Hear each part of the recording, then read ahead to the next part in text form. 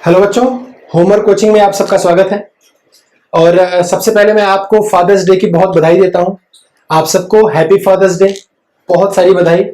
और आपको मैं बताऊं कि अभी हम थर्मोडायनेमिक्स पढ़ रहे हैं, तो आप प्रॉपर प्रिपरेशन कर रहे होंगे, ये मैं आपसे उम्मीद करता हूं। ठीक है, तो प्रॉपर तैयारी करते रहिए और ऑब्जेक्टिव क्वेश्चन को सॉल्व करते रहिए। जितना ज्यादा ऑब्जेक्टिव सॉल्व करेंगे उतना ज्यादा आपका कॉन्फिडेंस बूस्ट अप होता जाएगा, हाई होता जाएगा। क्लियर है?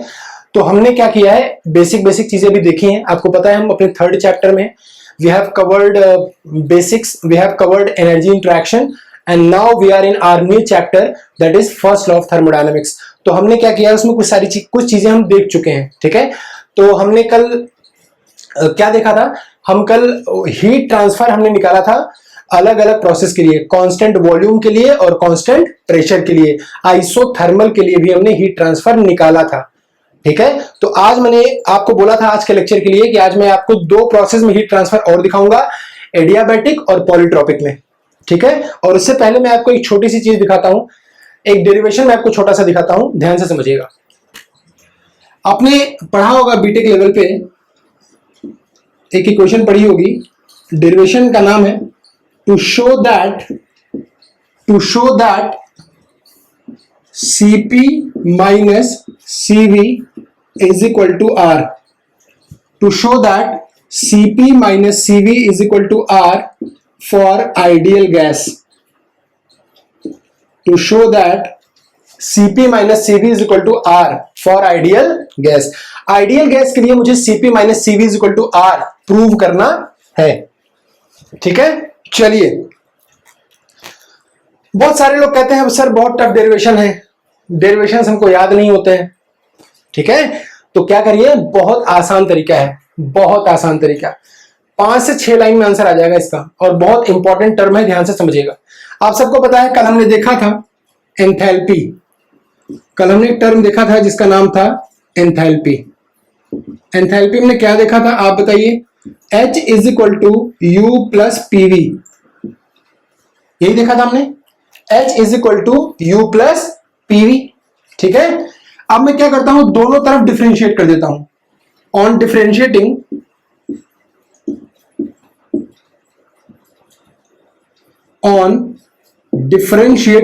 बोथ साइड्स, इतना तो आपको आता होगा डिफरेंशिएशन, आपने पढ़ा होगा हाई स्कूल इंटर लेवल पे। तो लिखिए DH, H का क्या हो जाएगा DH is equal to U को क्या लिखता हूं DU plus D of PV। Clear है, सिंपल सी बात है, D ऑफ PV। अब मुझे पता है for ideal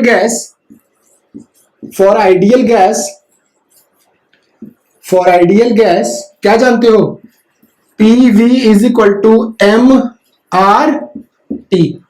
PV is equal to MRT, इतना आप जानते हो आइडियल गैस के लिए। अब और हमने क्या देखा था आइडियल गैस के लिए, कल हमने देखा था ना 2-3 छोटे छोटे फॉर्मूले। DH इज इक्वल टू क्या देखा था MCP/dt, DH is equal to क्या देखा था MCP/dt, मतलब heat transfer at constant pressure is equal to change in enthalpy, और ये किसके बराबर है MCP/dt। ऐसे हमने देखा था DQV पे heat transfer at constant volume किसके बराबर था, चेंज इन इंटरनल एनर्जी, और ये किसके बराबर है MCV/dt के, ये हमने कल देखा था ना। क्लियर है, चलिए। तो मैं क्या करता हूं, इन सबको उठाता हूं और यहां पे पुट करता हूं, इन तीनों को उठाता हूं और यहां पे पुट करता हूं। देखिए क्या बनेगा, DH is equal to DU plus D of PV। DH की जगह मैंने रखा MCP/dt, DU की जगह MCV/dt और PV की जगह MRT। क्यों? Because we are talking about ideal gas. Okay, so let's put the value. आपने क्या देखा है यहां पे, DH is equal to DU plus D of PV, यही हमने देखा है। तो रखिए यहां पे DH को रखिए MCP/dt, DU को रखिए MCV/dt और plus D of PV plus D of PV मतलब MRT। ठीक है, डी ऑफ पीवी की जगह रख दिया एमआर टी। अब देखिए क्या हो गया, यहां से M C P D T, M C P D T is equal to M C V D T plus, अब ध्यान से देखिए m और r दोनों कांस्टेंट है, so can be taken out of the differentiation. तो मैंने एम आर को बाहर ले लिया, एम आर अंदर क्या बचा, d into T, M R बाहर ले लिया, क्या बचा, d इंटू टी। अब ध्यान से देखिए m m m cancel, dt dt dt gone, क्या बचा, cp is equal to cv plus r या cp minus cv is equal to r। यही क्वेश्चन हमको प्रूफ करनी थी, क्या, cp minus cv is equal to r। आसान है, बहुत आसान है, इसमें कुछ है, कुछ नहीं है, सिर्फ एंथैल्पी की इक्वेशन लगाना है, डेरिवेट करना है, बाकी dh की जगह mcp dt, du की जगह mcv dt और pv की जगह mrt रखना है। mr को बाहर निकाल दो, सारी टर्म्स काट दो, जो बचेगा वही आंसर है। इतना क्लियर है? चलिए इसको नोट करिए प्रॉपर, आगे देखते हैं। आज मुझे आपको एक बहुत प्यारी सी चीज बतानी है पॉलीट्रॉपिक प्रोसेस के बारे में, तो कोशिश कर रहे हैं जल्द से जल्द वहां पहुंच जाएं। ये सब चीजें बहुत छोटी सी हैं, इसको प्रॉपरली नोट करिए। देखिए क्या देखा हमने कि Cp minus Cv is equal to R, किसके लिए, for ideal gas, for ideal gas. अब देखिए हमको एक चीज और पता है कि ratio of two specific heat is known as adiabatic index gamma, ratio of Cp and Cv is equal to gamma. Clear है? अब चलिए इसको मान लीजिए इक्वेशन 1 और इसको मान लीजिए इक्वेशन 2, ये हम पहले भी देख चुके हैं। तो Cp बाई Cv गामा और Cp minus Cv equal to R। ठीक है, अब मैं यहां से क्या लिखता हूं, देखिए इसको मैं लिख सकता हूं Cp is equal to gamma into Cv, Cp is equal to gamma into Cv, Cp is equal to gamma into Cv। Clear? अब मैं क्या करता हूं, इस Cp is equal to gamma into Cv को उठाता हूं और यहां पे पुट कर देता हूं। अब आप बताइए क्या बनेगा, यहां लिखता हूं gamma into Cv, gamma into Cv minus Cv is equal to R। क्या किया मैंने, इसको रख दिया put in equation 1, Cp is equal to gamma Cv उठा के मैंने इक्वेशन 1 में रख दिया, क्या बना, gamma Cv minus Cv is equal to R। यहां से क्या किया मैंने, Cv को कॉमन ले लिया, क्या बचा, gamma minus 1 is equal to R, और Cv इज इक्वल टू क्या हुआ, R अपॉन गामा माइनस 1। इस बात को ध्यान रखिएगा, ये बहुत इंपॉर्टेंट एक्सप्रेशन है, Cv is equal to R upon gamma minus 1, this is very important expression. Clear? तो इसको बहुत ध्यान से पढ़िएगा और अच्छे से याद करिएगा, this is very important expression, Cv equal to R upon gamma minus 1। अच्छा, अगर इसी तरह से मैं Cp लिखूं तो क्या लिखूंगा, Cv तो आ गया R अपॉन गामा माइनस 1, और Cp क्या होगा, गामा टाइम्स Cv, Cp क्या है, gamma times Cv, so gamma into Cv क्या है, R अपॉन गामा माइनस 1। तो मैंने लिख दिया Cp is equal to gamma times R upon gamma minus 1, Cv is equal to R upon gamma minus 1 और Cp is equal to gamma times R upon gamma minus 1। This is also a very important expression. Clear है? R क्या है, characteristic gas constant, अभी बताता हूं इसके बारे में, और गामा क्या है, एडियाबैटिक इंडेक्स, Cp क्या है, कांस्टेंट प्रेशर पे specific heat, Cv constant volume पे specific heat. So please note this point, this is very important, note this, इसको नोट करिए, फिर हम देखते हैं कुछ आगे। चलिए वीडियो को पॉज करिए, इसको नोट कर लीजिए, इसको मैं इरेज करता हूं और देखते हैं कुछ आगे। बहुत इंपॉर्टेंट इक्वेशन है एक्चुअली, ये जो इक्वेशन है Cp minus Cv equal to R ना, इसका जो प्रॉपर डेरिवेशन है वो मैक्सवेल्स रिलेशन में है, जिसको हम बोलते हैं मेयर्स इक्वेशन। आपने नाम सुना होगा, मेयर्स इक्वेशन, तो उसी का एक छोटा सा पार्ट है ये Cp minus Cv equal to R। ठीक है, फिलहाल आप इतना ध्यान रखो, आपको उस इक्वेशन की जरूरत नहीं है, वो IES लेवल पे आती है। ठीक है, चलिए हमने क्या देखा, तीन रिलेशनशिप देखा, Cp minus Cv is equal to R, Cp by Cv is equal to gamma, Cv is equal to R by gamma minus 1, R by gamma minus 1, and Cp is equal to gamma times R by gamma minus 1। तो हमने ये 4 expression देख लिए, ठीक है, ये 4 expression हमने देख लिए, 1 2 3 एंड 4। ये चारों किसके लिए वैलिड है पता है? किसके लिए? आइडियल गैस के लिए। किसके लिए वैलिड है? This is valid for ideal gas. ये सारी क्वेश्चन किसके लिए वैलिड है? आइडियल गैस के लिए। क्लियर है? चलिए अब देखते हैं आइडियल गैस के बारे में थोड़ा। अगर मैं बात करूं आइडियल गैस की, अगर मैं बात करूं आइडियल गैस की, तो मैं आपको एक चीज बता दूं, आइडियल गैस के लिए मैं आपको बहुत बारी बता चुका हूं, फर्स्ट लेक्चर में बता चुका हूं, सेकंड लेक्चर में भी बताया हूं। आइडियल गैस, कोई गैस आइडियल गैस कब बनती है मैंने आपको बताया है, जब प्रेशर क्या हो? प्रेशर बहुत लो हो। कितना? बहुत लो, वेरी लो, लो नहीं वेरी लो, और टेम्परेचर बहुत हाई हो। उस कंडीशन में कोई भी गैस क्या होती है? आइडियल गैस की तरह बिहेव करती है। ठीक है, अब समझिए बात को। थर्मोडायनामिक्स में, इन थर्मोडायनामिक्स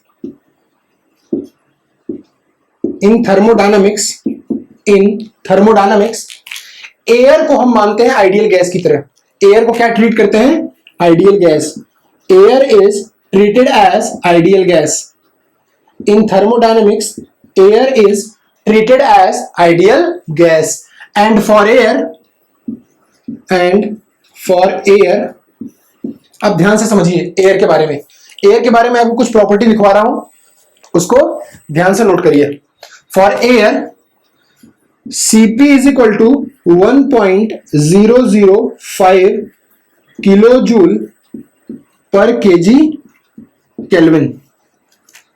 ठीक है, Cp equal to 1.005 kilo joule per KG kelvin. Cv कितना होता है?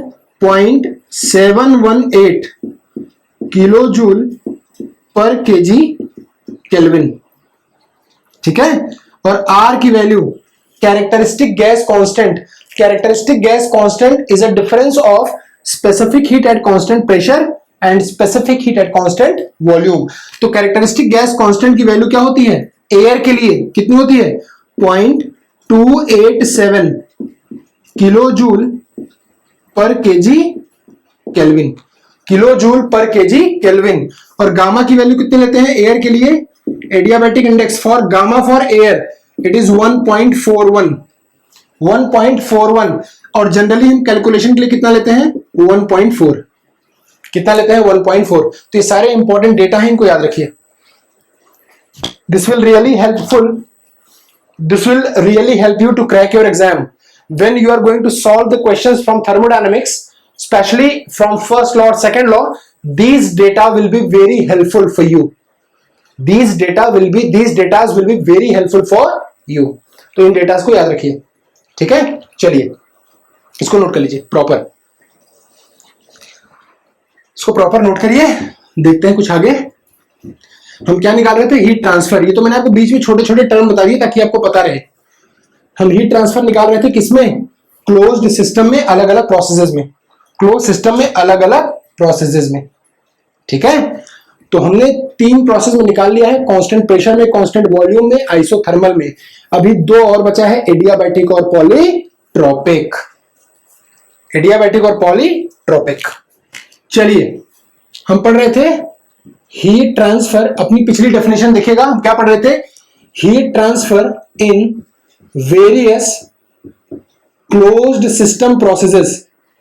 In various closed system processes,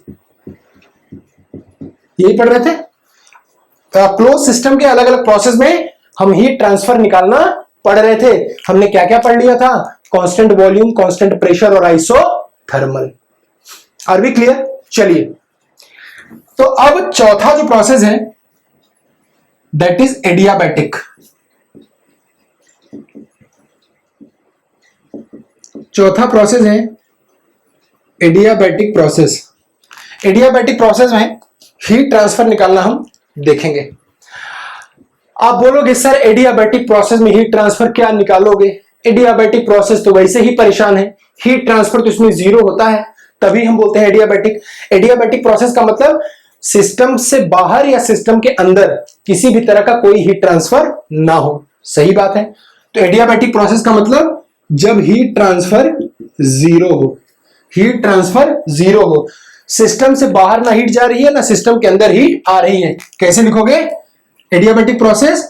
when, define कैसे करोगे adiabatic process? When the heat transfer, when the heat transfer from or into the system,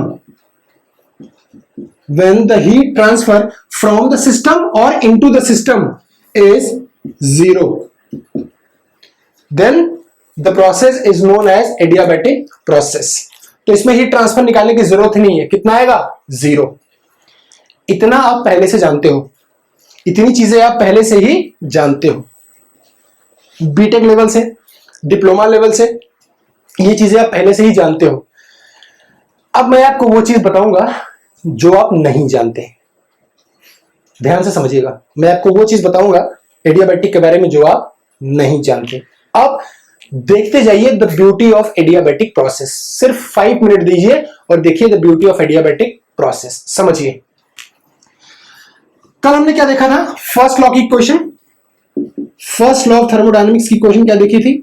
dq is equal to du plus dw।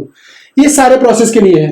अगर dw की जगह pdv लिख दोगे तो reversible के लिए। तो मैं एक जनरल केस ले रहा हूं सबके लिए, जो सबके लिए वैलिड हो, मैं वही केस ले रहा हूं। अब ध्यान से समझो। और आपने क्या देखा है फर्स्ट लॉ में? एक तो फर्स्ट लॉ ये देखा, और फर्स्ट लॉ क्या बोलता है? For a cycle net heat transfer is equal to net work transfer. ये भी आपने देखा है। ये सब सुनिए, समझिए और दिमाग में फिट करिए। ये मैं आपको कुछ एक्स्ट्रा चीज बता रहा हूं एडियाबैटिक प्रोसेस में, ठीक है? अब समझिए। एक बात बताइए, कल आपने देखा था एक मशीन जिसका नाम था पीएमएम। कल आपने देखा था एक मशीन जिसका नाम था PMM1। PMM1 perpetual motion machine of first kind. ये एक ऐसी मशीन है जो ये कहती है कि मैं लगातार काम तो करूंगी लेकिन कोई भी हीट, कोई भी एनर्जी एब्जॉर्ब नहीं करूंगी। मतलब मैं बिना खाना खाए काम करूंगी। यही था ना पीएमएम, कि मैं कोई भी एनर्जी नहीं लूंगी, एनर्जी यहां से नहीं लूंगी, जीरो, और फिर भी लगातार काम करूंगी। यही तो देखा था। और फर्स्ट लॉ ने क्या बोला था? कि हो सकता है तुम पीएमएम हो, मुझे तुमसे मतलब नहीं है, तुम बिना हीट लिए काम कर सकते हो, तुम्हारी मर्जी। लेकिन अगर मेरे हिसाब से देखोगे तो अगर हीट ट्रांसफर जीरो है तो वर्क ट्रांसफर भी जीरो होगा। मतलब तुम झूठ बोल रहे हो। तुम्हारा हीट ट्रांसफर क्योंकि जीरो है तो मेरे हिसाब से तुम्हारा वर्क ट्रांसफर भी जीरो होगा, इसलिए तुम कभी बन ही नहीं सकते। मतलब it is impossible to develop PMM1 according to first law of thermodynamics. इतना क्लियर है सबको? ये पिछला लेक्चर था। अब ध्यान से समझिए बात। आपने पढ़ा है कि एडियाबैटिक प्रोसेस में क्या पढ़ा है? एडियाबैटिक प्रोसेस में हीट ट्रांसफर जीरो होता है लेकिन वर्क ट्रांसफर होता है। हीट ट्रांसफर जीरो होता है लेकिन वर्क ट्रांसफर होता है। कितना होता है? P1V1 minus P2V2 divided by gamma -1। ये आपने देखा है। एडियाबैटिक प्रोसेस में हीट ट्रांसफर जीरो है लेकिन वर्क ट्रांसफर होता है। P1V1 minus P2V2 upon gamma -1। आपको शॉकिंग नहीं लगा? कुछ आपको कुछ अजीब नहीं लग रहा? फर्स्ट लॉ ये बोलता है कि कोई भी ऐसी चीज दुनिया में नहीं बन सकती जो बिना हीट लिए वर्क करे, है ना? कोई भी ऐसी मशीन, कोई भी ऐसी साइकिल दुनिया में पॉसिबल नहीं है जो बिना हीट लिए वर्क करे। एडियाबैटिक प्रोसेस चिल्ला चिल्ला कर, चीख चीख कर कह रहा है कि मैंने कोई हीट नहीं लिया है फिर भी मैं वर्क कर रहा हूं। बताओ कहां से? बताओ कैसे पॉसिबल है? See the beautiful strategy, see the beautiful nature of adiabatic process.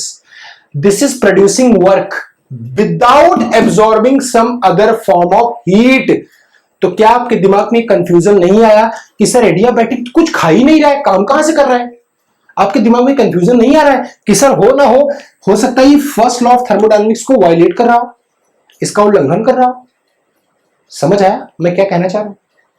आप अगर ये समझोगे ना, आपका होश उड़ जाएगा, आपके होश उड़ जाएंगे। समझिए, एडियाबैटिक प्रोसेस बिना हीट लिए वर्क कर रहा है। मतलब अगर ये मशीन होती तो ये पीएमएम होता, अगर ये मशीन होती तो क्या होता, पीएमएम।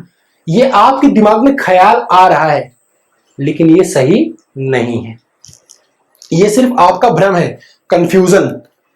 ठीक है, भ्रम की एक फितरत होती है कि भ्रम दूर जरूर होता है, इस बात को ध्यान रखिएगा। भ्रम चाहे किसी का भी हो, दूर जरूर होता है, भ्रम की एक फितरत होती है। तो एडियाबैटिक प्रोसेस में हमने क्या देखा, हीट ट्रांसफर जीरो है लेकिन फिर भी वर्क ट्रांसफर मिल रहा है। Clear, see the beautiful approach of adiabatic process. अब समझिए ये आया कहां से। पहली बात, अगर आपको लगे कि सर ये हीट ट्रांसफर जीरो है फिर भी वर्क कर रहा है, तो फर्स्ट लॉ को वायलेट कर रहा है, तो नहीं वायलेट कर रहा है, ये तुम्हारा भ्रम है। क्यों? क्योंकि फर्स्ट लॉ किसके लिए है, साइकिल के लिए। ये क्या है, प्रोसेस। क्या है, प्रोसेस। मैंने कल आपको बताया था, बिना खाना खाए 1 दिन काम कर सकते हो, 2 दिन काम कर सकते हो, 3 दिन, 10 दिन कर सकते हो, जिंदगी भर नहीं कर सकते। So this is the difference between process and cycle. See the beauty of the thermodynamics. बिना हीट लिए, बिना खाना खाए काम कर रहा है प्रोसेस, एडियाबैटिक प्रोसेस। लेकिन प्रोसेस है, कुछ दिन कर पाएगा, जिंदगी भर नहीं कर पाएगा। आप बोलोगे सर कैसे? देखिए, ऐसा करते हैं, एडियाबैटिक प्रोसेस में first law of thermodynamics apply करते हैं। Apply first law of thermodynamics for adiabatic process. For adiabatic process apply करिए। dq is equal to D U plus D W, dq is equal to D U plus D W. अभी आपको समझाता हूं, आपके दिमाग में क्वेश्चन होगा कि सर जब हीट ले ही नहीं रहा तो वर्क कहां से कर रहा है। अभी आपको समझाता हूं, जस्ट वेट। हीट ट्रांसफर कितना है एडियाबैटिक में, 0। वर्क ट्रांसफर तो हो रहा है, ये हो गया 0, तो इक्वेशन क्या आ गई, 0 is equal to D U plus D W. हो गया, यहां से मैंने निकाला डी डब्ल्यू, डी डब्ल्यू कितना आ गया, minus D you. D W कितना आ गया, minus D you. Minus D you का मतलब इंटरनल एनर्जी घट रही है। माइनस का मतलब क्या, इंटरनल एनर्जी घट रही है। क्यों घट रही है, क्यों घट रही है, आंसर कीजिए, क्यों घट रही है? क्योंकि तुम कुछ खा तो रहे ही नहीं हो, एडियाबैटिक हो, कुछ खा तो रहे नहीं हो, हीट तो ले ही नहीं रहे हो, 0 ले रहे हो, कुछ खा तो रहे नहीं हो, फिर भी वर्क कर रहे हो। कुछ हीट ट्रांसफर 0 है, फिर भी वर्क ट्रांसफर मिल रहा है, कितना, P1 V1 minus P2 V2 by gamma minus 1। तो वो वर्क ट्रांसफर जो मिल रहा है वो कहां से मिल रहा है, अपनी इंटरनल एनर्जी से। कहां से मिल रहा है, अपनी इंटरनल एनर्जी से। जैसे फॉर एग्जांपल अगर मैं आपसे बोलूं, आपके पापा आपको पैसा दे रहे हैं, ठीक है। अब मान लीजिए अचानक से आपके पापा आपको पैसा देना बंद कर दें, अचानक से पैसा देना बंद कर दें, तो अगर आप खर्चा करोगे तो कहां से करोगे, जो आपकी सेविंग्स होंगी उसी में से खर्चा करोगे, तो सेविंग्स आपकी कम होना शुरू हो जाएंगी, आपकी इंटरनल एनर्जी घटना शुरू हो जाएगी। तो क्या जिंदगी भर बिना पैसे के रह सकते हो? जितना सेविंग है आपकी वो आपकी जिंदगी भर चल जाएगी? नहीं, कभी ना कभी खत्म हो जाएगी। तो जिंदगी भर काम नहीं कर सकते, कुछ दिन तक कर सकते हो जब तक इंटरनल एनर्जी रहेगी। तो एडियाबैटिक प्रोसेस में कुल मिला जुला के सार क्या है, हीट ट्रांसफर 0 है फिर भी वर्क मिल रहा है। क्यों? क्योंकि सिस्टम हीट तो नहीं ले रहा, तो वर्क कहां से कर रहा है, अपनी खुद की इंटरनल एनर्जी से। तो उसकी इंटरनल एनर्जी डिक्रीज होती जा रही है, डिक्रीज होती जा रही है, डिक्रीज होती जा रही है। और एनर्जी शाश्वत नहीं है, एक समय खत्म होनी ही होनी है।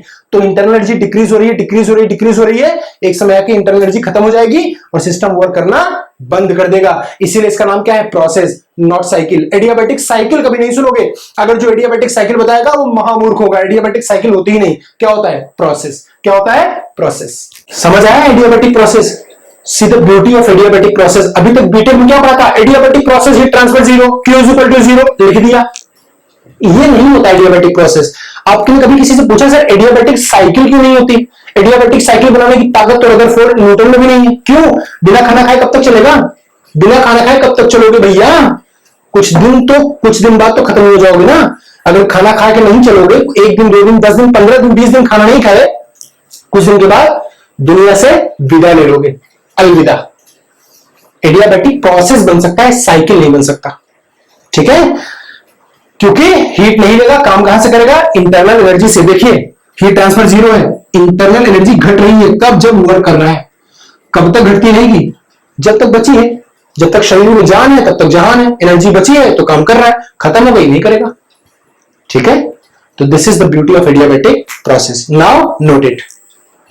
इसके बाद हम देखते हैं लास्ट पॉलीट्रोपिक प्रोसेस। ठीक है, और पॉलीट्रोपिक प्रोसेस में निकालेंगे पॉलीट्रोपिक प्रोसेस में निकालेंगे हीट ट्रांसफर।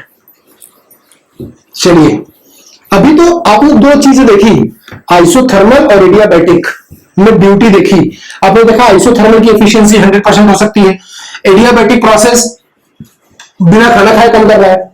अच्छा, ये कभी गलती से मत बोला कि एडियाबैटिक प्रोसेस फर्स्ट लॉ को वायलेट कर रहा है। एडियाबैटिक प्रोसेस फर्स्ट लॉ को वायलेट नहीं कर रहा है, क्योंकि फर्स्ट लॉ कहता है किसी साइकिल में कोई ऐसी मशीन नहीं बन सकती, कोई ऐसी मशीन नहीं बना सकते आप जो लगातार काम करे बिना एनर्जी एब्जॉर्ब किए, है ना। तो अगर आप बोलोगे एडियाबैटिक प्रोसेस में एनर्जी एब्जॉर्ब नहीं हो रही है फिर भी वर्क हो रहा है, तो फर्स्ट लॉ को वायलेट कर रहा है, ऐसा नहीं है। फर्स्ट लॉ प्रोसेस के लिए नहीं बोला, फर्स्ट लॉ में किसके लिए बोला है? साइकिल के लिए। ठीक है, तो समझिएगा बात को। चलिए, now fifth, polytropic process. Polytropic process, polytropic process में क्या निकालना है? Heat transfer. Heat transfer in polytropic process. Headline डालिए और शुरू करते हैं। हीट ट्रांसफर निकालना पॉलीट्रोपिक प्रोसेस में। अब समझिए, फर्स्ट लॉ क्या बोलता है? According to first law of thermodynamics, first law क्या बोलता है? फर्स्ट, अच्छा एक चीज बताइए, ये पॉलीट्रोपिक का मतलब क्या होता है? समझिए, आपको शायद पता होगा, पॉलीट्रोपिक प्रोसेस, पॉलीट्रोपिक प्रोसेस, ध्यान से समझिए। पॉली का मतलब क्या होता है? मेनी। क्या होता है? मेनी, बहुत सारे। ट्रॉपिक मतलब चेंजेस, ट्रॉपिक का मतलब चेंजेस, और प्रोसेस का मतलब चेंज इन प्रॉपर्टी। प्रोसेस का मतलब चेंज इन प्रॉपर्टी। तो पॉलीट्रोपिक का मतलब क्या हो गया? पॉलीट्रोपिक प्रोसेस का मतलब एक ऐसा प्रोसेस जिसके प्रॉपर्टी में बहुत सारा चेंज हो रहा है, एक ऐसा प्रोसेस जिसके प्रॉपर्टी में बहुत सारा चेंज हो रहा है। अब देखिए कैसे, अगर मान लीजिए यहां पे लिख लीजिए पॉलीट्रोपिक इक्वेशन क्या होती है? PV to the power n equal to constant. ठीक है, अगर n की वैल्यू हम मान लेते हैं, मान लीजिए 1 मान लेते हैं, सपोज दैट 1 मान लेते हैं, तो प्रोसेस क्या हो गया? आइसोथर्मल। अगर n की वैल्यू हम 1.4 मान लें तो प्रोसेस क्या हो गया? n की वैल्यू 1.4 या गामा मान लें n की वैल्यू, तो क्या हो गया? PV to the power gamma equal to constant. ये 1 पे आइसोथर्मल, गामा पे एडियाबैटिक। n की अलग अलग वैल्यू मानते जाइए, प्रोसेस का नेचर अलग अलग आता जाएगा। इसे हम क्या बोलते हैं? पॉलीट्रोपिक, जिसमें बहुत सारे चेंज हो। n की वैल्यू अलग अलग रखते जाओ और बहुत सारे चेंजेस आपको मिलते जाएंगे। n की वैल्यू जनरली कितनी होती है? 1 से लेके गामा के बीच में। n की वैल्यू, पॉलीट्रोपिक इंडेक्स की वैल्यू कितनी होती है? 1 से बड़ी और गामा से छोटी। ठीक है, चलिए, तो हमने क्या किया? फर्स्ट लॉ की इक्वेशन लगा दी पॉलीट्रोपिक प्रोसेस के लिए। अब क्या मिल के आया समझिए, मिला क्या समझिए। चीजों को प्रॉपर्ली नोट करिएगा और नोट बहुत प्यारे बनाइएगा। ठीक है, हो सकता है मैं आपसे कभी बोल दूं कि नोट्स की फोटो खींच के भेज दो, देखने के लिए आपका नोट्स कैसा बन रहा है, तो नोट्स अच्छे बनाइएगा ताकि आपको बाद में पढ़ने में अच्छा लगे। ठीक है, आपके लिए जिंदगी भर के लिए काम आएगा ये। जब भी आप पढ़ोगे, चाहे आप कंपनी में रहो चाहे कहीं भी रहो, जब भी आपका मन करेगा थर्मो पढ़ने का या किसी को पढ़ाने का, आपके लिए हमेशा काम आएगा। तो नोट्स प्रॉपर बनाइएगा। चलिए, अगर मैं पॉलीट्रोपिक प्रोसेस जिसकी इक्वेशन क्या होती है? PV to the power n is equal to constant. अगर इसके लिए मैं अप्लाई करूं फर्स्ट लॉ, मतलब dq is equal to du plus dw। ठीक है, dq is equal to du plus dw। अब मैंने क्या किया, ध्यान से समझिए। मैंने क्या किया? मैंने ले लिया assume an ideal gas. Assume an ideal gas, मैंने आइडियल गैस के लिए निकाल रहा हूं, सिर्फ आइडियल गैस के लिए हीट ट्रांसफर निकाल रहा हूं पॉलीट्रोपिक प्रोसेस में। अब अगर मैं आइडियल गैस मान लूं तो आप 2-3 चीज तो खुद बता दोगे। क्या? du is equal to MCV dt, du is equal to MCV dt, और dw नहीं, pv is equal to mr t। इतना तो आप जानते होगे। इतना आप जानते हो प्रॉपर किसमें, पॉलीट्रॉपिक प्रोसेस में D U equal to MCV dt और पीवी इक्वल टू एमआरटी। और पॉलीट्रॉपिक प्रोसेस का वर्क डन कितना होता है, पॉलीट्रॉपिक प्रोसेस में वर्क डन कितना मिलता है आपको बताया था मैंने एडियाबेटिक की तरह, P1 V1 minus P2 V2, जहां गामा है वहां पे सिर्फ n आ जाएगा। ये आपने पढ़ा होगा पॉलीट्रॉपिक प्रोसेस में वर्क डन की क्वेश्चन निकालना। अब समझिए, यहां मैं लिखता हूं dq, किसका निकाल रहा हूं, पॉलीट्रॉपिक प्रोसेस में heat transfer, dq polytropic, dq poly is equal to du क्या लिखूंगा, mcv dt, क्योंकि मैं किसको अज्यूम कर रहा हूं, आइडियल गैस को, तो लिख दिया mcv dt का मतलब T2 माइनस T1, dt का मतलब change in temperature final minus initial, plus dw किसका, पॉलीट्रॉपिक प्रोसेस का, क्या लिखूंगा, P1 V1, ध्यान से समझिए, minus P2 V2 upon n minus 1। Radhe मां को भूल गए क्या, नाम नहीं ले रहे हो, बोलो राधे मां, राधे राधे, राधे मां का नाम लीजिए, सब्जेक्ट लेक्चर दोनों अच्छे होंगे, दिमाग भी अच्छा चलेगा, करके देखना। बाबा जी कहते हैं ना, बाबा रामदेव भी कहते हैं करने से होता है, ठीक है, तो नाम लीजिए, दिन अच्छा जाएगा। चलिए, mcv dt को लिख दिया T2 माइनस T1 और wdw लिखा पॉलीट्रॉपिक का कितना, P1 V1 minus P2 V2 upon gamma minus 1। This is polytropic process का वर्क डन। ठीक है, आप समझिए, m को मैंने ऐसे लिख दिया, cv को मैं क्या लिख सकता हूं, r upon gamma minus 1, r upon gamma minus 1, अभी थोड़ी देर पहले देखा था, into T2 minus T1 plus P1 V1 minus P2 V2 upon n minus 1 as it is. अब ध्यान से समझिए, CV को मैंने क्या देखा था, R अपॉन गामा माइनस 1, अभी थोड़ी देर पहले निकाला था ना, CV equal to R upon gamma minus 1 ideal gas के लिए। चलिए अब देखिए, मैं डायरेक्ट एक स्टेप में डायरेक्ट लिखता हूं, कैलकुलेशन अदरवाइज बड़ा हो जाएगा, आप समझदार हो इतना। MR, इस MR को मैं ब्रैकेट में लेके जाता हूं, MR को मैं ब्रैकेट में लेके जाता हूं, क्या हो जाएगा, MRT2 माइनस MRT1, यही हो जाएगा। अब MRT2 क्या हो जाएगा, P2 V2, क्यों, क्योंकि PV is equal to MRT, तो MRT2 क्या हो जाएगा, P2 V2, MRT1 क्या हो जाएगा, P1 V1, तो मैंने डायरेक्टली लिख दिया यहां पे, this is what, P2 V2 minus P1 V1 upon gamma minus 1। Clear, MRT2 P2 V2 MRT1 P1 V1 upon gamma minus 1 plus P1 V1 minus P2 V2 upon n minus 1 as it is. ठीक है, अब चलिए देखिए आगे देखते हैं कुछ, यहां से आगे सॉल्व करते हैं। मैंने क्या किया, यहां से और यहां से P1 V1 minus P2 V2 common ले लिया, लेकिन कॉमन लेते वक्त ध्यान रखिएगा, यहां P1 V1 minus P2 V2 है, यहां P2 V2 minus P1 V1 है, मतलब उल्टा है। और मुझे क्या कॉमन लेना है, मैं क्या निकाल रहा हूं, DQ पॉली, मैंने क्या किया, P1 V1 minus P2 V2 common ले लिया, P1 V1 minus P2 V2 common ले लिया, क्या बचा, ध्यान से देखिए, P1 V1 minus P2 V2 common लिया, यहां तो बचा 1 upon n minus 1, 1 upon n minus 1, और यहां क्या बचा, यहां बचेगा -1, क्यों, क्योंकि यहां P2 V2 minus P1 V1 है, मैंने कॉमन क्या लिया है, P1 V1 minus P2 V2, तो यहां क्या बच जाएगा, -1 बाई गामा माइनस 1। इतना मैथ तो आपकी अच्छी होगी, तो आप जानते ही होंगे, गामा माइनस 1 ये बच जाएगा। चलिए अब देखते हैं, सॉल्व करते हैं, क्या आ जाएगा, DQ पॉलीट्रॉपिक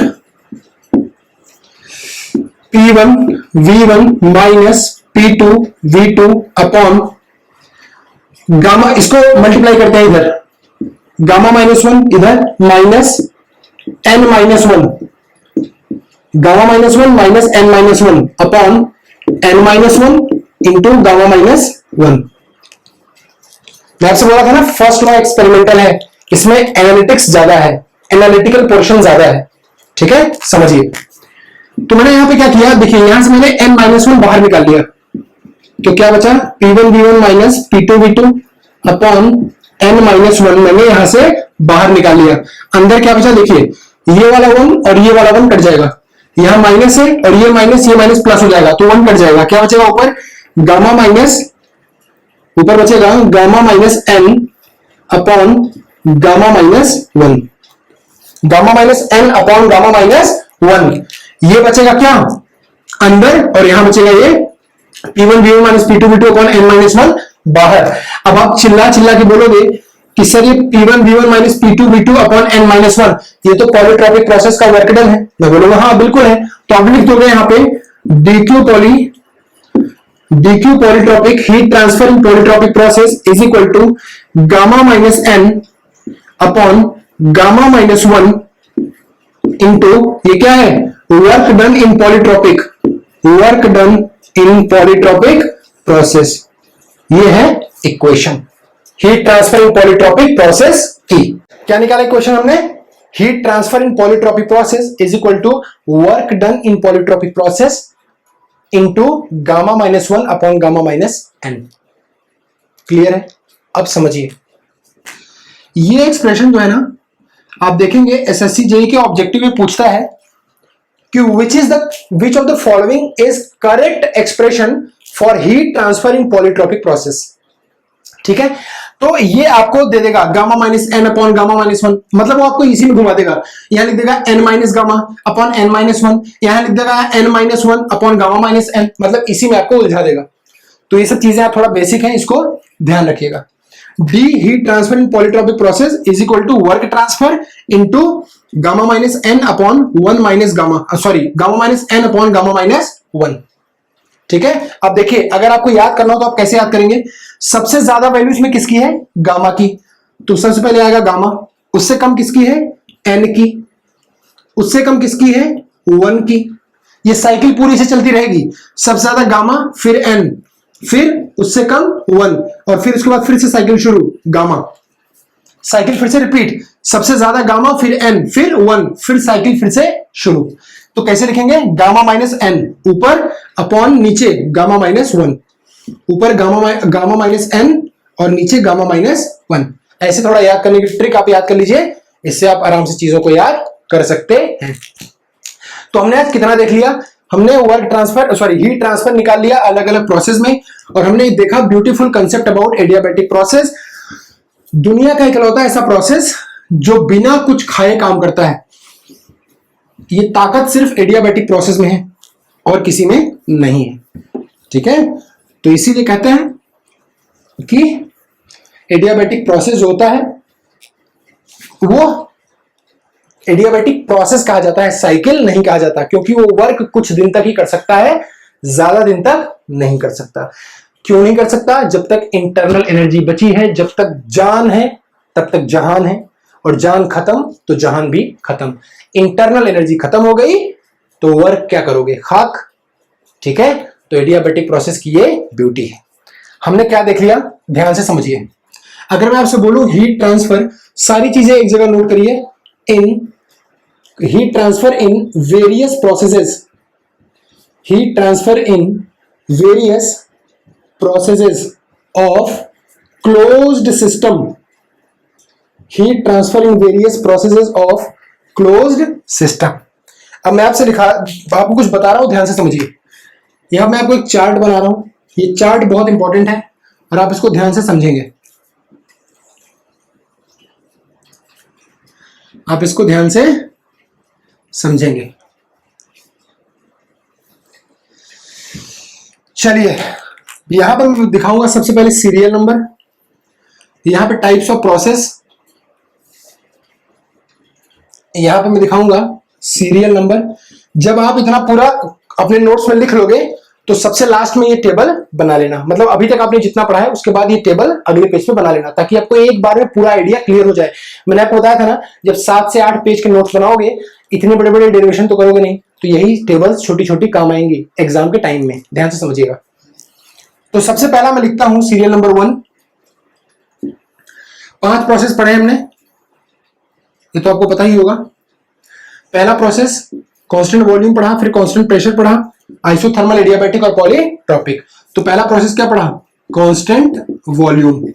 दूसरा क्या पढ़ा? Constant pressure. तीसरा क्या पढ़ा? आइसोथर्मल।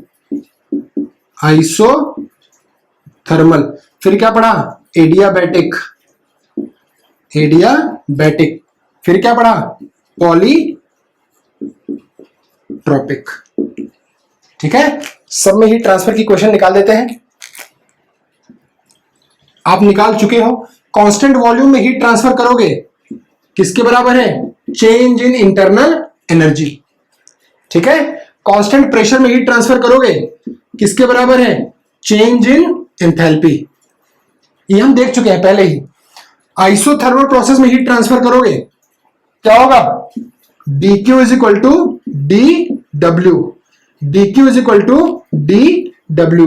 आइसोथर्मल प्रोसेस में heat transfer dq is equal to dw।